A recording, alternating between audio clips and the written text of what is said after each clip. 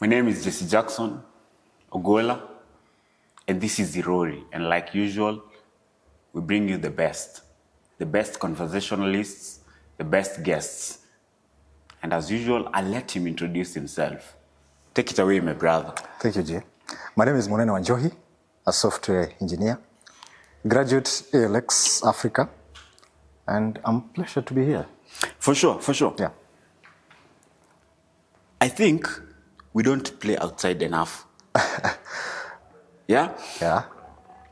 And if I could recollect events, we used to ride bicycles with our friends so much back then. Tulikuwa tunacheza nje. Choboa. Bana. Alafu unaambia wewe ugize post or something. Bana. Yeah. We used to play outside so much that we are not doing enough of that right now. Yeah, true. And you're even talking about the concept of men, us being chasing other things because we are not getting enough of the play outside. Yeah. What do you feel about that? I feel the same way too, because for the longest time, I think when we were growing up, at least social media had not taken away. Social media, that's a good point. Yeah, that power of you being alone without phone, without anything else that is mobile, you know. Yeah. So I think those were the good times, if I can recall them correctly, because those were the good times. Hey, we had the good times to share with our friends out there, run around, to have our moments. Yeah, and those were the good times. Yeah, and I remember ikifika majioni when unaambiwa, okay, where I come from, maybe jioni unafauka mwe mang'ombe or something. Yeah. And then sayo ndio matime boys mazee wanakuita, you'll be like, mazee. Sayo ndio mabao zimeshika huko kwa field. Okay, hizi grao mazee unajikia watu wanapigwa machobo huko. Bana machobo huko zinashika. Yeah, and I think it's the high time maybe watu wa normalize to stay away from social media, like the way we were tulienda the hike at Ngong. That's a good place to start. Yeah. You see, we had a hike. Yeah. And we had a moment where we didn't have to be on our phones. We didn't have to be on social media, checking out reels on Instagram. Exactly. And it was such a moment because ilitusaidia kudetach. Yeah. And ilifika point yenye hata hiyo phone autoi kabisa. When you reach that point, kila mtu zimeyanga kwa mfuko. Umepanda milima simu umeweka. Umeachana nayo kabisa. But what I really enjoyed was the view. The last time I saw a view like that probably was in Suswa. Yeah, there was a time. You've gone to Suswa? Yeah, I've been to Suswa for a couple of times. And ukienda wakati kumenyesha hivi, the vegetation, ambience. Yeah, the ambience. Unaangalia vitu hivi, you'll be like, man, Kenya is magical. I think people are not exploring Kenya enough. I think they are not. Because, I mean, you watch the speed tour, Kienda Mara, Kienda wapi. Mbona mtu mwingine akuje Kenya, atu explore Kenya like that. Anatuambia na tunaenda kwa video yake, tunaanza kucomment. Ati hiyo mti mse. And you have not been there. You have not been there. I've been to Amboseli. Yeah. I was in Amboseli a few days ago. And the moment for me was as surreal as you're saying. Yeah. You get to experience your country in a way that you have not before. You get to get very diverse experiences. What do you mean? Niko Amboseli and I felt like I was out of Kenya for a moment. Yeah. Sindio? True. Ukienda explore the wild? I have not explored the wild, but if I do that, I'm very much prepared that hiyo kitu itakuwa ni it's good that you're open-minded like that. Trust me, exploring the wild has to be one of the best experiences, bro. Elephants, lions. Because they are catching their tails or something. Try it. Yeah, because, I mean, that is exploring as well. Try that out. Yeah. Explore the wild. So to play outside enough, to go so much on social media. Yeah, and I think it's a bit concerning, you know, because those time, you can try and remember what kuboeka meant that time. Ukisema umeboeka hiyo time. So, nini umekuboeka? Umeboeka na kuna kalongo. Umeboeka na kuna wase wanatafuta. Umeboeka nini? Umeboeka nini? Wewe hutaki kutoka kwa keja. Hutaki kutoka kwa keja. Simple. And hiyo time ulikuwa unapataga maboys wako wanakuja hadi wanakuchukua hapo kwa gate. Wapi mse? Wanaambia Bukuru mazee. Babangu amesema leo stoki. Ati amesema leo. Bro, that was like a nightmare. Twende. Ati unaambia uendi leo kucheza. So there's a friend of mine. Yeah. I think she was here actually. Yeah. She's called Cecilia. Yeah. So tulikuwa tuna ride bike. And in as much as her parents didn't like her exploring like that. Yeah. Juu ilikuwa risky, unajua tulikuwa tuna ride bike kwa njia nini. And it was such a moment. It was for us that was being outside. Tulikuwa tuna ride bike mpaka magiz, tunarudi mtaani kama tumeparara. Yeah, mazee. You go back home and you're so dirty. And I think hiyo ni vita. Pause right there. Hiyo kwanza ni vita. For sure. Why are you coming like that, Buddha? Ujaoga. Ujafanya homework. Ujafanya homework. Tomorrow maybe ilikuwa let's say Sunday. Kusema kesho ni Monday. Kesho ni Monday. Yeah, sisi ndio tunaleo Sunday. Bro, ushaamka asubuhi au pati socks. Na unafaa kwenda shule. And at that time hata mkoro hawezi kusaidia kutafuta. Amejamba. Ashajamba wewe. And then ukifika chuo mode wa teacher Njuri homework unajua kufanya. Si unajua unacheza ball. Na maybe alipitia hivi mtaani akikucheki. Wewe nilikuona basi. Wewe unacheza tu, wewe usomangi. And I think those were the good old times because mimi when I grew up, let me say, I grew up LD. And you grew up in LD? Yeah. I grew up LD up to like, I don't remember. Was it you went 5? To school there as well? No, I was just immediately about to start the school when the chaos started. He's doing a post-election or something. You grew up in LD? Yeah, for the longest time. Around the same time there was post-election violence. Post-election violence. That's interesting. And then we relocated. LD is endowed with Nandis, yeah? Yeah. So we were right at the heart of the Nandi community. That's crazy. Yeah. How's and that? A few households zilikuwaga for Kikuyu people only. So the rest of the guys were like completely And I used Nandis, to hear they used to like encroach Kikuyu households. Oh, they do. Wanawatandika mbaya. So you know, Mamzaya was like a die fan of those kind of sides. Alikuwa anapenda hizo sides kwa sababu sasa he used to say it's ample for fertile land or something. And then Nandi and the Nandi Hills, it's a good place to be. Exactly. Yeah. So you know they grow a lot of maize over there. Yeah. And so you need the climate pia. Yeah. So after tumetoka huko, at that time huko because ni LD hiyo time ilikuwa Ocha because it was not LD Tao bala sahi. I know right now it's a city. Yeah. But this hiyo time huko ndani. LD ni city. Yeah, it's a city, I think. So huko hivyo ndani there was nothing much because I remember in 2007 when Kibaki was being sworn in, tuli hike up to a certain point when kulikuwa TV. So tumeenda kucheki Kibaki na ilikuwa big deal kukuwa na TV but black and white ndio. So mimi nilikuwa nimeambiwa siendi. Bro washaenda mazee. Mimi niko bro hii siwezi baki. So when we came back to the other side ya Central tukapata things are much developed. So hapo ndio tulianza kuona by the way wase wako na phones, you know. Wase wana access. Yeah, hapo hivyo ilikuwa it was make sense or something. Yeah, you kwa Nokia. You play that shit all night long. Utanimalizia moto.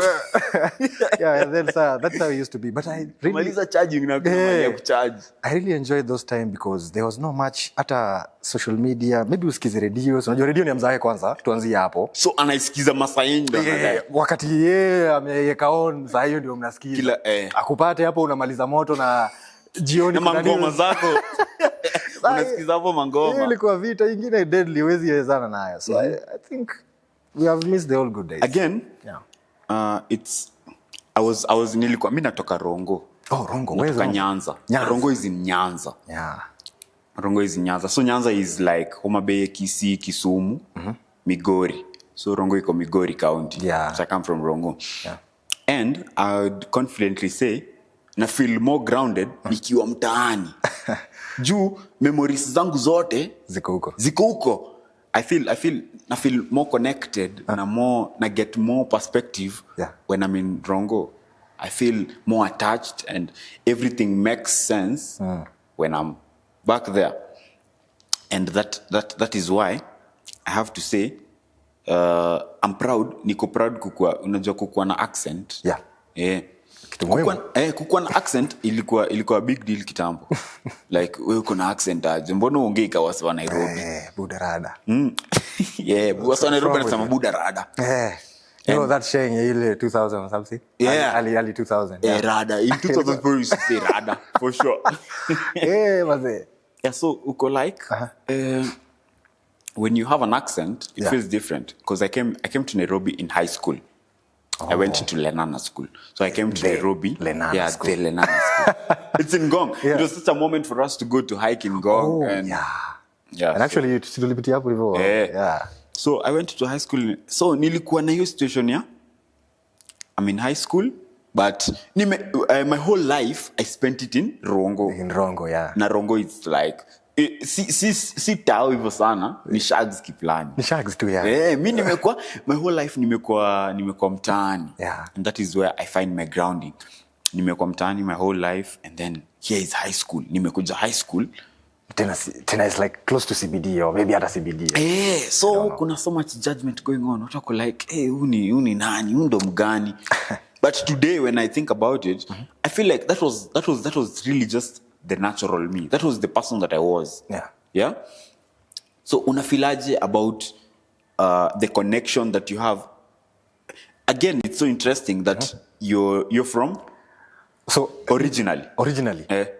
So originally, I can say I'm from LD because I was born there. No, but native where my dad comes from. It's sure. From Muranga. You're from Muranga. Yeah, Muranga. But then you grew up in LD. I grew up in LD a little bit. Then we went back to Muranga when that chaos erupted. Post-election. Yeah. So for the longest time, probably up to now, I can say that I have lived in Muranga for the longest time than LD. Yeah.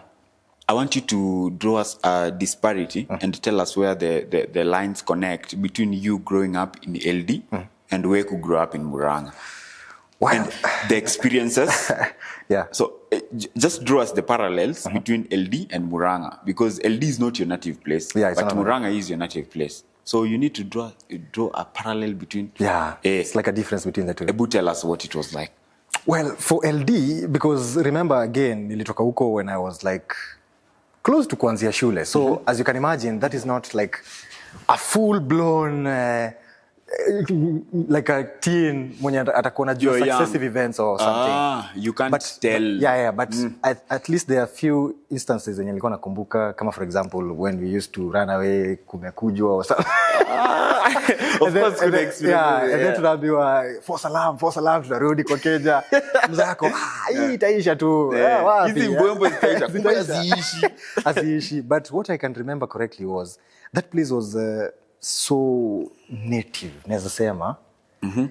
Ni kama one household here, another household there. So there's no much of a community. And like, hakuna connection. Hakuna nyumba kumi. And mind you, this is a place whereby these guys were like tribal. Unaona? You're in Nandi, literally. You're literally in their land. For sure. And my dad used to own like 10 acres or so. You know what that means? Nandi. In Nandi County. Hiyo ni crazy. Right at the heart of it. Alikuwa deep state. Shout out that man. So, for real. Compare the disparity between growing up in that other side. This is now based on what I can barely remember and what my brother used to say. And now for what now I really know when I'm in Muranga or something. Yeah. I can say growing up in LD is a bit hard because first of all, stima ilikuwa tao peke yake. So watu tunaongelea wako na stima ni watu wako. It's like maybe Kipchoge or something because alikuwa naona a couple of lands pia around hapo. And in Muranga, we found electricity, we found all these things, all these amenities. Kulikuwa na facility. Yeah. Kulikuwa na barabara. What are you talking about, man? I don't know how people from Central. Is it the proximity to CBD? I'm not really sure. See, get how people from Central are so privileged. We have to accept. You must accept. For you to get to Kiambu, it only takes, how long does it take for you to get to Kiambu? Well, if it takes me like 2 hours to Muranga, that means like 30 minutes to Kiambu. Or maybe a 1 hour with traffic. Yeah. So I guess Kikuyus are privileged in a way. Say so. Sindio? I would say so, yeah. You guys are privileged. Did you because hata huko nilirudi huko the other time, like in last year February I was there, and still the place yenyu utaona bado from the exposure you have at home and Nairobi utaona tu bado. What do you mean in Kiambu there kuna kayads? Kuna the best clubs in Kiambu. You guys go to party there. We go to party in Kiambu. We go to the best clubs in Kiambu. We go to get our cars from Kiambu. Yeah. So that means I think proximity yenu to CBD may help sana kushape what you people have become. Imehelp. So even growing up in Murang'a, so ulikuwa unapata there were those big boys wako na makija zao. So there was this cousin yetu tulimpata huko, and then at that time alikuwa I think just amemaliza high school. So the guy had like karidio fulani hapo hivyo, ameka magazeti. When the radio that time was the TV. Oh man, that guy used to get bitches as fuck. Ujamaa tulikuwa tumpati. Ako happy. Sijui ameendaje. So ulikuwa unapata amepika hizo stickers, Jakiwa, Strip of Mali huko hivyo ndani. Yaani ukiingia room hivi unaona when boy umeingia kwa hiki aje lakini unakuwa wow ni kama wewe ni msupa. Baba nacho. So unaweza imagine hiyo experience msupa alikuwa na get kuingia kwa hiyo keja. I must imagine. I can't even resonate. Seriously, this thing is too wide for us even to comprehend. But again, ilikuwa tu that, so I can attest that maybe could grow up in the Murang'a, hizo sides. Of course, maybe hiyo ni one example because ni kwetu, but looking at the area pia haikuwa mbaya vile. So utapata there are those places you can go, you can interact with people, playing football. There was a social life. So utapata na mtu kwa barabara lazima msalimiane. So kuna hiyo interaction. Yeah, there was interaction. Kuna resources. Yeah. Sasa hii mtu amevaa pods, you know. Social interaction iko a bit chill. Life has changed. Yeah. We don't talk to people randomly in the matatu. Umeongelesha mtu randomly na matatu. Bro, you look like a creep bana. Cause sema umekakandia mtu unaomba ni aje. Uko aje. Hata ukiambiwa ni aje kwa matatu so utaanza kufikiria and then kuna so hii kwanza inaweza kuwa inaanza kuibiwa ama huyu kwanza ni DCI. Huyu ni DCI. So kuna hiyo stereotype yenye watu wanajua tu like social mentality haiko. Na sasa unaona hiyo ina affect kid because sasa kid amegrow akijua ni kuingia PUBG, ni kuingia wapi, kuguza game. The only way mtu anaweza interact ni akicheza FIFA. Sasa unless say hivyo because there is online but you can't compare that really na ile on a personal level. Ile yenye mnaenda pamoja, you guys going football match, you guys mnaenda Sunday school labda. Yeah, hizo events, you know. And that's good because it brings us to the concept of AI. Yeah. Sindio, technology sasa. Technology. Yeah, technology has taken over our lives so much. Yeah, it has. No. It has really shaped even how we think.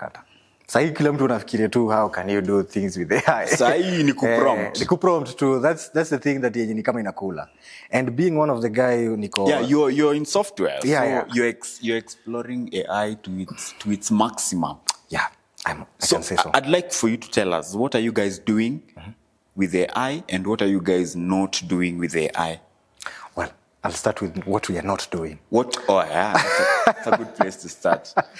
I think we are not trying to exploit its maximum potential. Yeah, because a lot of people ukiwauliza AI, mtu atasema tu ChatGPT probably, Gemini. Yeah, hata probably Gemini hatataja sana because you know a lot of people. So the most common AI is just ChatGPT. Ukiambia mtu what is ChatGPT ama AI is just ChatGPT, ChatGPT is AI. Unaona? It ends at that. Niingie hapo niulize maswali, it's like a Google search engine. But I think hii kitu, some people are saying it might come to replace us, which I think it's definitely not going to be the case. Why do you think that's not the case? Because I also think the case yenye ilikuwa back then in early 2000 when the internet was coming. So utapata new jobs were created. Like for example, people who create those websites now, people who do SEO, people who do digital marketing, all these courses we are doing right here at university. These are all things that came with that wave. And then again, tuna experience a wave whereby get AI time gani. Yeah. You see, we used to have movies in 2000s that had what portraying the concept of AI. Yeah. But sasa sisi get AI late. Yeah. So tuko third world, so that one as well. Hata sahi when we are talking about AI, that's interesting. People there are selling companies, they are using AI to make businesses and selling those businesses in millions of money. So what you're saying, let's take for example, sorry, no problem, continue. CASA is like a VS Code. But they used AI kuiwekea ndani hiyo IDE that you can chat with it directly hapo and then they sell that solution. Because if ukifungua hivi CASA, that's an IDE for those people who don't know. Ukifungua hivi CASA unaona this is like it's like VS Code. But you see that idea is making billions of money. Because from those $20 you guys are paying monthly.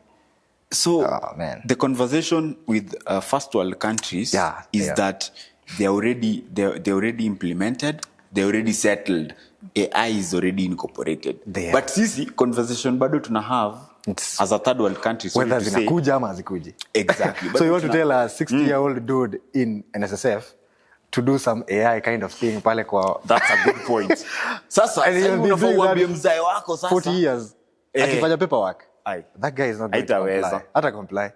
So that is one of the challenges. Yeah, that's one of the challenges. But I think as we go along, it come. So the problem we're having right now is integration. Yeah, and acceptance that this thing is here to make us efficient. Not to replace us, but make things easy for us. Unafaa tu ujialign in a position whereby unajua this thing, you look at the trends, some are news, some are blog articles, follow those guys. You'll keep interesting. informed. We are not informed. Yeah. That's our biggest problem is information, and however much we are endowed with social media, and we are not getting. We don't have the right sources. Yeah, Sindio? Which now brings me to another thing. The concept of now everybody knows, because sahi tunaingia social media. I'll teach you how to do AI in 100 seconds. Like everybody is doing the same. So learn AI in 30 seconds. YouTube channel, nimefungua YouTube channel. Huyo jamaa kwa hapo anafanya rag huko, anafanya fine tuning, unamuangalia hizi video huko, hey, what is this? And then you're there seated in your bedroom. You're starting to learn AI. Ama you're starting to go to coding. It's so much information. Yeah, you even get disappointed because hey, guys are building, I'm not building. So it gives the illusion. It gives illusion that you're not better enough. So that is one of the things in your peer social media, imeleta. That's good. Yeah. So concept leverage too. How we feel, and that's so interesting because I would ask you.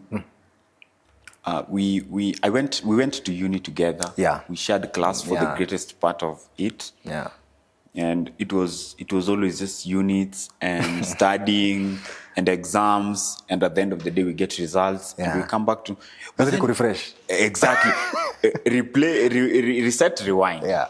That was the approach we got. But then at some point, I liked how you explored the tech industry as an individual, because as of second year, by the time tulikuwa tunamaliza second year, you were already in the industry. I was already there. I put my actual foot in second year. You're right. Yeah. As of second year, you're already exploring. You're already in the industry, and you're already telling us people are coding. People need to present. People need to do codes. People need to really understand. So now, the thing about the uni, I think they don't prepare you in. I don't know if I can say that, but they don't really prepare you well for what is out in the market. Ile butua inapiga zoezi.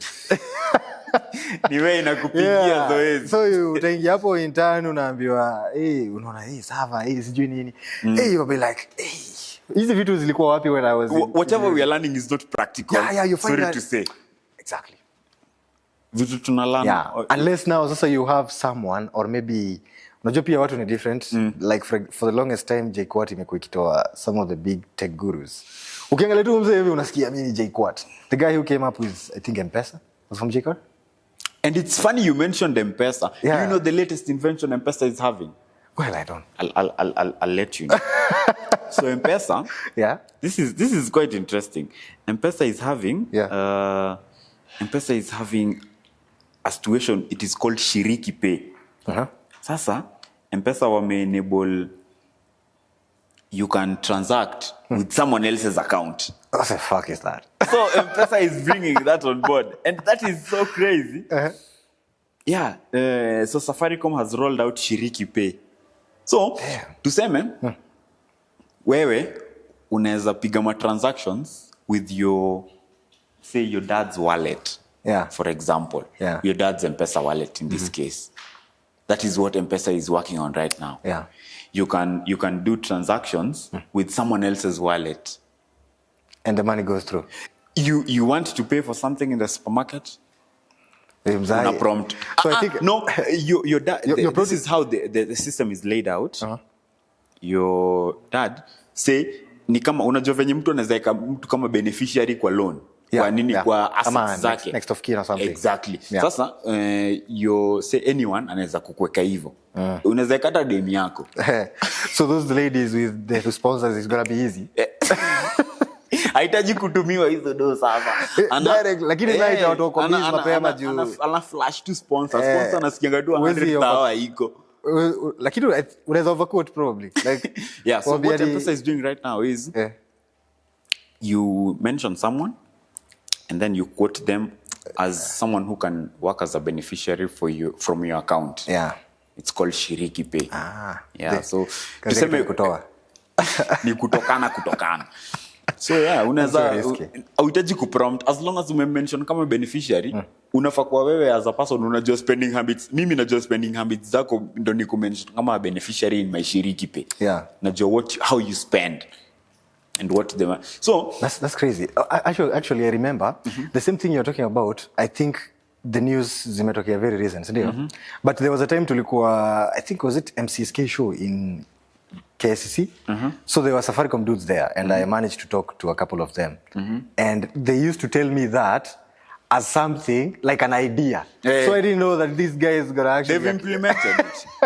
They've realized that because they've implemented it and the idea is alive. Yeah, and at the same time, they were introducing, I don't know if they're introducing or even marketing, it's like Safaricom ecosystem, a lot of things there going on. Yeah, that's for sure.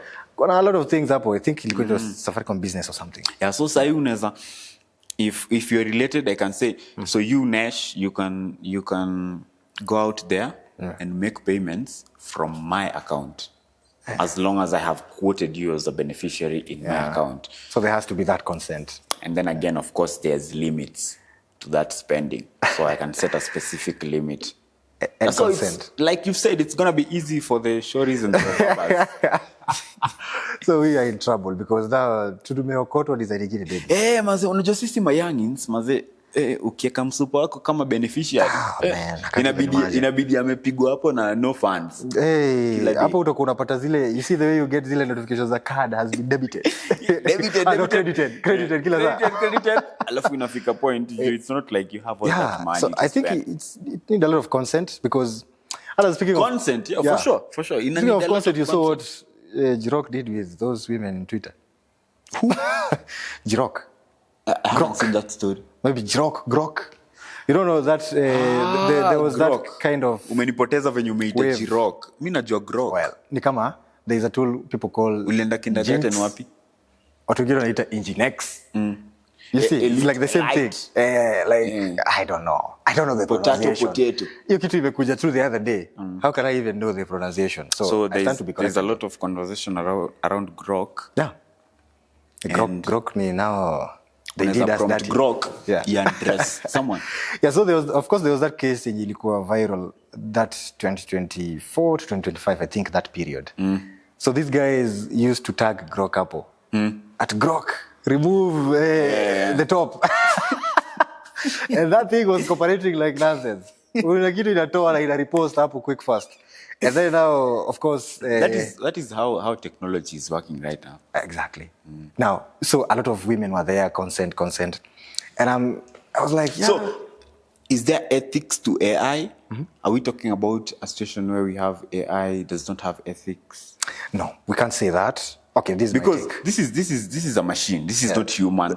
So, kuna feelings that are attached to human that you cannot attach to a machine. You can't just put emotions over there. Exactly. With empathy, consideration, and all that in a machine. Yeah. So how are we working around all this? So I think people should blame the people who create those kind of images, not the platform itself. Sema to Elon Musk. No, actually Elon Musk was there retweeting with laughing emojis. That guy was funny. Anapenda vitu anafanya. Mimi alikuwa niwa sana. So a lot of people were raising complaints. Oh, you need to shut this thing up. Consent. We are not even. You cannot be undressing women. Yeah, in women. But now the thing is, the people who actually prompting the things, those are the ones who to be held accountable. And exactly that is what happened. Because there were laws. An individual burden. It raised the international awareness. People were there like, hey, hii kitu haiwezi endelea hivi bana. For sure. So ikafika point ikabidi waweke hizo laws, and then ikabaki sasa those people who create those kind of images, hao ndio watakuwa accountable. Not the platform of themselves. Course. So as a person who is seeing all this going on, and we can call your experience into the the tech world an early endorsement. Yeah. Because second year, it's not like second year unajua kila kitu. Yeah, basically hata mimi nilikuwa I was there floating as. So we need to understand what it's like to be an early endorsed tech enthusiast. Yeah. Who is trying to understand the whole concept of how things are working. What is it like for you? And what is the primary focus? What have you learned? And what are you learning? What are you relearning? Yeah. So I think I like the way you use the word enthusiast. So you are someone who is hungry, not even hunger. Hungry for that information. For sure. You want to know how things are built. You want to know the models, how they're working, how they fine-tuned. Something of that sort. So the thing is, they're going to take that enthusiasm and channel it into profiting their accounts. So energy yako, wanatumia, yo hunger yako. Hebu wekeni huyo jamaa kwa project. Your curiosity is the right questions. Aweke hapa, aulize hizo maswali. For sure. And then now, I wouldn't say that is a really bad idea. Not really bad. It's only but that you might feel it's like a trade-off or something.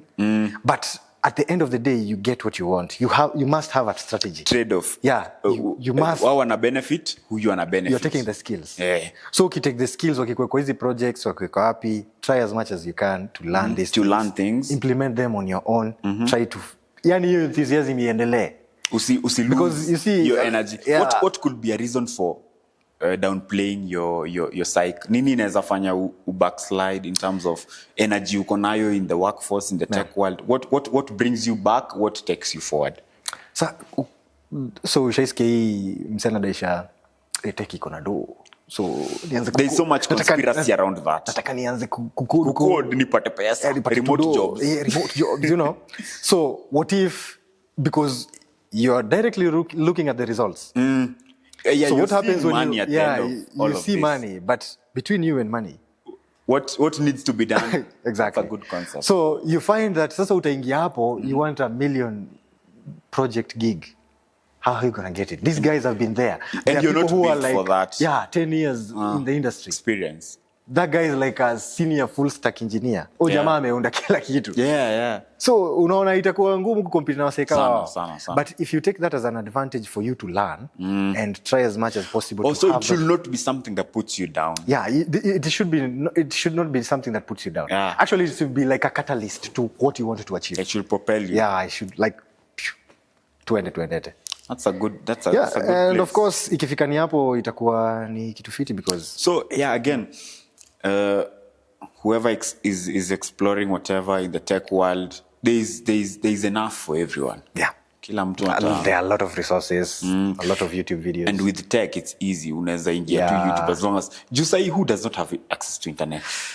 Barely no one. Maybe sasa uko Rongo. Did you say Rongo? Don't do that, bro. We have internet. Don't do that. You guys have internet there. Do you have internet in Murang'a? Yeah, we do have. Actually, kuna line flani ya fiber optic cable. Yeah, don't say too much. Get the point. Yeah, it's been amazing to have you here, bro. Yeah. Been a wonderful set. So, yeah, thank you also. And of course, tukikuwa going forward, we can have you for more sets. Kabisa.